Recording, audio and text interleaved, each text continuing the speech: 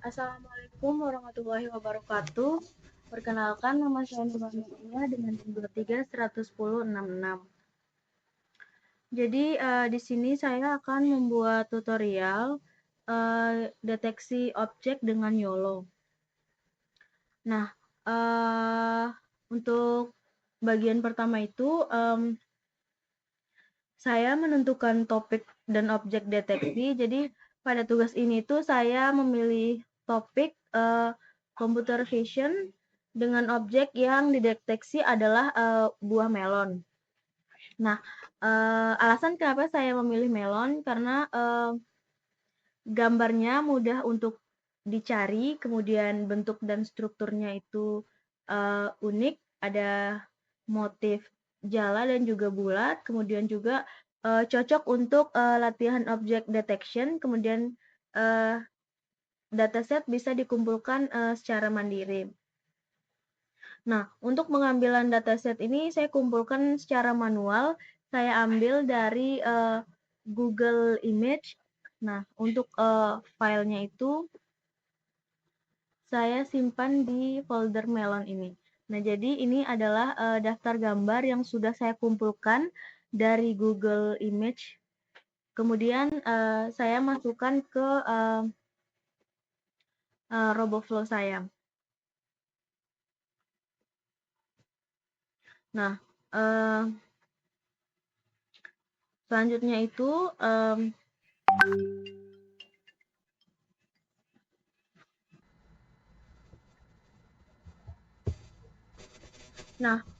untuk teknis pengambilan gambar ini, saya itu mengambil gambarnya dari sudut berbeda, kemudian pencahayaan yang berbeda, dan juga background yang berbeda. Nah, untuk format gambarnya, di sini ada dua format gambar, yaitu JPG dan juga PNG. Nah, kemudian untuk persiapan pembersihan data, pada tahap ini itu bertujuan untuk dataset lebih berkualitas. Nah, kemudian untuk langkah yang pertama itu menghapus gambar, yaitu blur, resolusi terlalu kecil, kemudian tidak mengandung melon. Kemudian saya juga meresize gambar.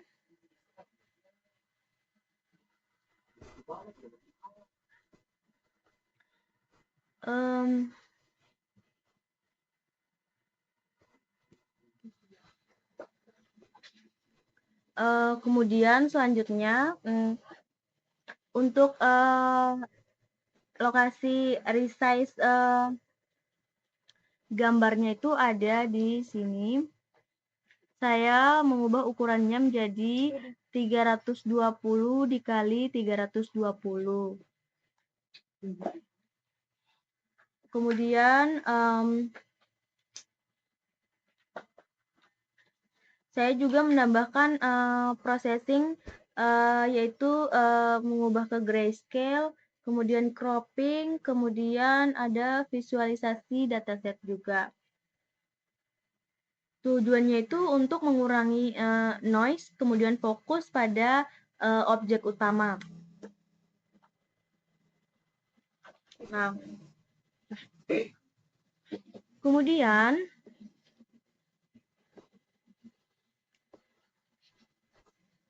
untuk langkahnya itu yang sudah saya lalui tadi itu, saya mengupload dataset yang sudah saya kumpulkan secara manual ke RoboFlow. Kemudian saya membuat label dengan nama melon. Setelah itu saya menggambar bounding box pada objek melon tersebut. Kemudian saya mengekspor format YOLO. Nah, untuk pembagian datasetnya itu, datasetnya terbagi menjadi 3, yaitu ada train, di mana untuk nilainya itu 70%, 71 maksud saya. Kemudian ada validation itu dia nilainya 20%. Kemudian ada testing itu ada di sini 9%.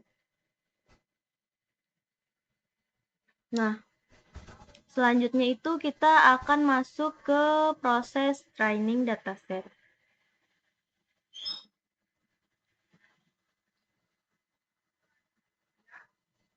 Nah, untuk model yang saya gunakan yaitu YOLO 26. Kemudian saya juga menggunakan Google Colab.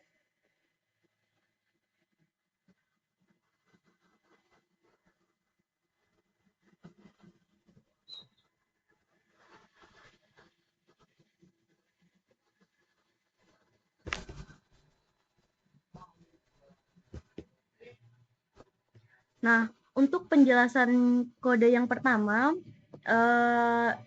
perintah ini itu berfungsi untuk menginstal library Ultralistic ke dalam environment Python atau Google Colab. Jadi library ini tuh berisi implementasi model YOLO yang digunakan untuk deteksi objek. Selanjutnya di sini ada kode pip install RoboFlow atau mengambil atau mendownload dataset. Nah, untuk penjelasan kode pertama itu dia perintah untuk menginstal library RoboFlow yang digunakan untuk mengakses dataset dari platform RoboFlow. Kemudian untuk bagian from RoboFlow import RoboFlow, dia itu mengimport kelas RoboFlow dari library RoboFlow. Kemudian selanjutnya untuk baris RF RoboFlow ini, dia itu membuat objek RoboFlow dengan API key sebagai autentikasi untuk mengakses akun RoboFlow. Nah, untuk isi APK-nya ini adalah APK milik kita yang ada di RoboFlow ini, yaitu di bagian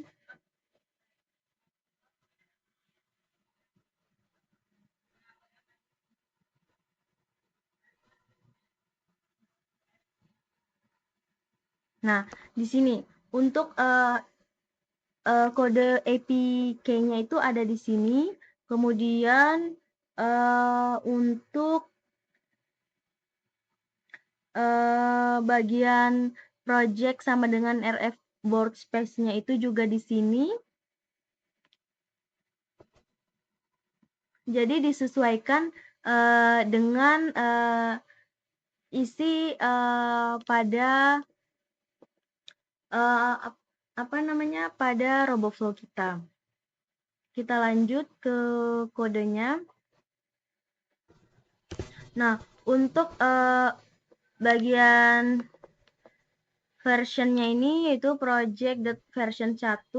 Kemudian untuk datasetnya itu dia itu version .download YOLO 26 disesuaikan dengan versi YOLO yang kita gunakan.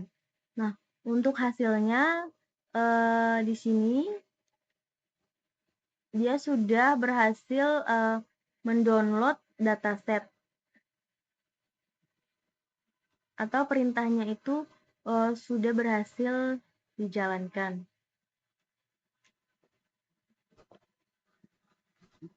Nah, selanjutnya untuk bagian ini, untuk kode from Ultralistic import YOLO, dia itu mengimport kelas YOLO dari library Ultralistic. Kemudian untuk model YOLO-nya itu menginisialisasi model YOLO V26 versi nano. Kemudian untuk hasil model train, dia itu melatih model, kemudian data lokasi file data.yml-nya. Kemudian untuk approach-nya ini yaitu 50 adalah jumlah iterasi training. Kemudian IMG-SZ ini adalah 320, yaitu ukuran gambar yang sudah kita setting pada RoboFlow tadi. Kemudian ada optimizer yaitu MUSGD string MUSGD.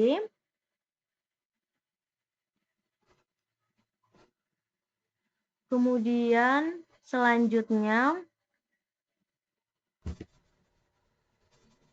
nah kita bisa lihat hasil dari kode ini yang sudah kita jalankan.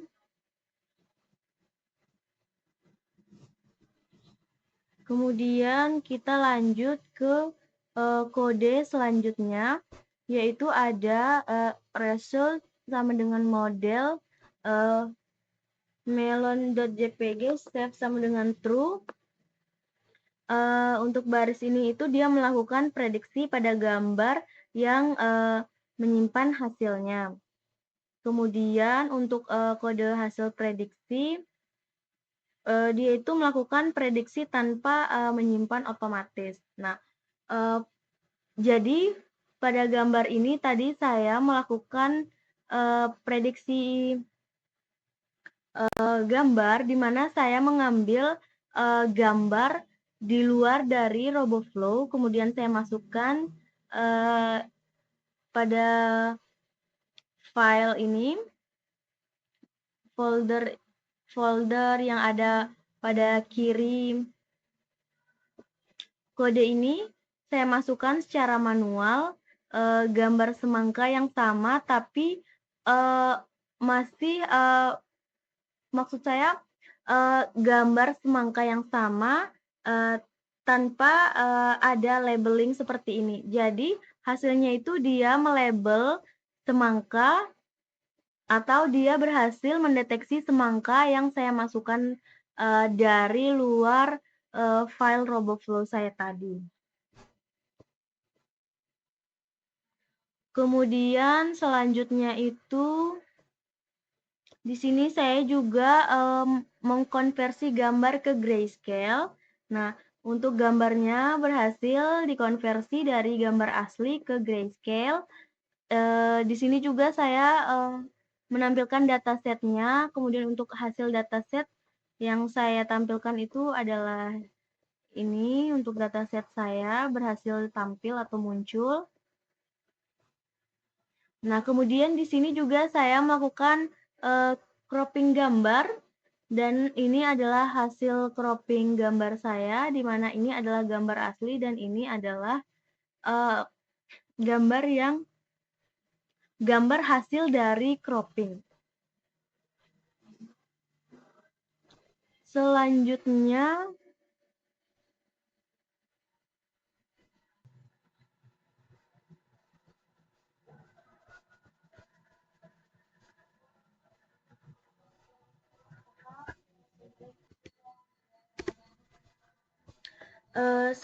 itu masuk ke evaluasi hasil training.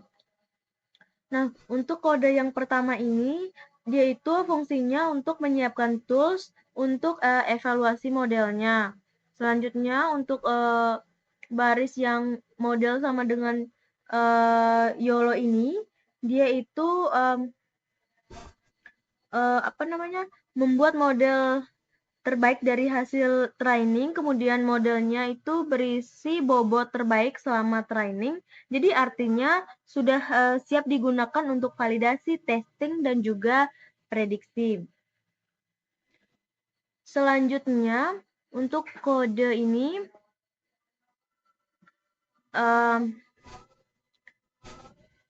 dia itu berfungsi untuk membuat file konfigurasi dataset data.yml. berisi lokasi data training, kemudian validation, testing, dan juga nama kelasnya. Dengan tujuan dia itu untuk mengetahui apakah pet database sudah benar atau belum. Nah, selanjutnya itu ada dataset underscore root. Nah, untuk kode ini itu untuk penjelasan seluruh kode ini itu dia itu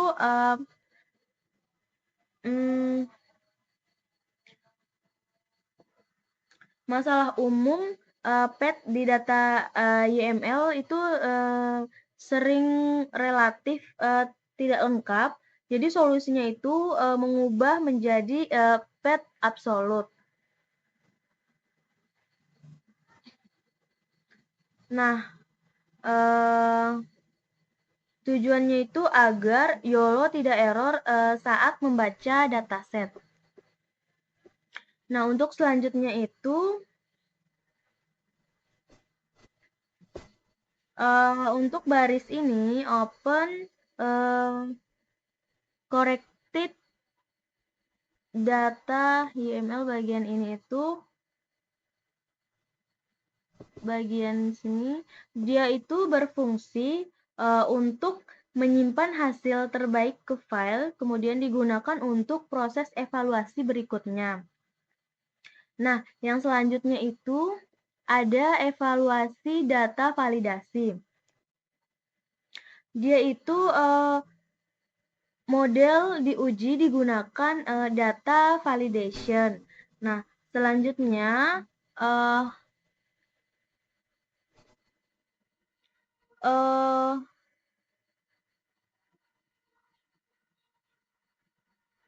selanjutnya ini itu nanti dia akan menampilkan hasil validasi, maksudnya hasil evaluasi validasinya.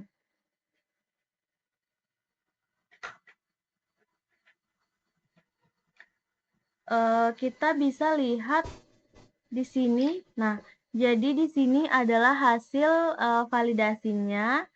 Ada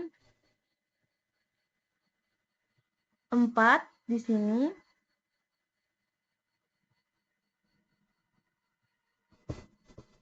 Nah, selanjutnya di sini saya juga membuat sistem sederhana menggunakan Google Colab juga. Jadi saya langsung membuat sistemnya di dalam project yang saya kerjakan sekarang. Nah, ini untuk perintah pertamanya itu saya pakai pip install Gradio OpenCV Python Handlers. Nah, ini untuk hasilnya sudah berhasil saya jalankan. Kemudian ini untuk kode tampilan dari web sederhana yang sudah saya buat, dan di sini kita bisa langsung mengaksesnya. Kebetulan saya sudah buka dia di sini. Nah, untuk tampilan webnya itu seperti ini. Kita bisa mendeteksi gambar di sini. Nah, sedikit penjelasan dari saya. Nah, di sini pada sistem ini hanya bisa mendeteksi buah melon. Untuk gambar yang lain itu dia tidak bisa terdeteksi. Kita coba tes untuk sistemnya. Di sini kita memasukkan gambar yang bukan melon. Harusnya dia di sini nanti keterangannya dia itu tidak terdeteksi melon. Nah, di sini sudah muncul gambarnya dan hasilnya gambar tidak terdeteksi melon. Selanjutnya kita coba memasukkan gambar melon asli. Kita ambil filenya dari folder dataset yang kita kumpulkan secara manual tadi. Kita pakai gambar yang, nah, coba pakai yang ini.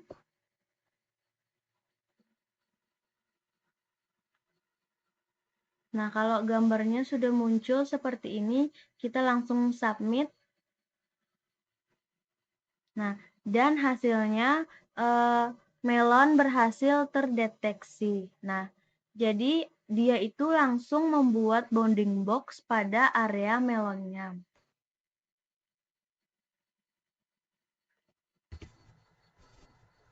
Nah, jadi di sini untuk kesimpulannya, model mampu mendeteksi buah melon dengan cukup baik, kemudian sistem juga dapat digunakan untuk testing secara langsung. Adapun kendala yang saya dapat di sini adalah dataset manual itu kurang konsisten, kemudian beberapa gambar juga tidak terdeteksi, dan ada juga model kadang salah deteksi jika pencahayaan buruk dan objeknya juga tertutup. Ada juga untuk kendala di sini adalah internet yang lelet, kemudian juga ada overfitting jika dataset terlalu sedikit. Jadi tadi saya itu untuk masalah overfitting itu solusinya itu saya mengumpulkan lebih banyak dataset dari